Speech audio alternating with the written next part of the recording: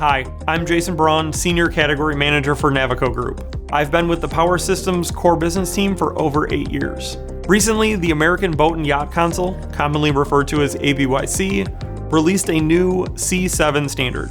This new standard for marine battery disconnect switches will become the primary standard, replacing the existing UL 1107 standard and going into effect in July of 2025. By introducing stricter testing protocols that better reflect real-world applications, it aims to improve safety standards and product reliability.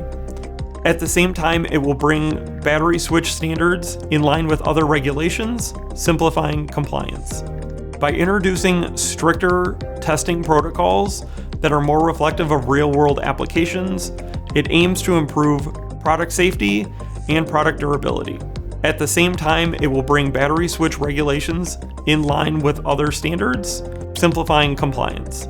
As leaders in the field, Blue Sea Systems is pleased to announce that our marine battery disconnect switches already meet these ABYC C7 standards.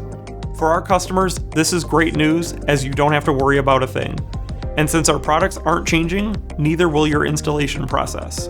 Our warranty and service policies are also remaining unchanged. For more information, click the link in the description below to read our comprehensive guide to the ABYC C7 standard.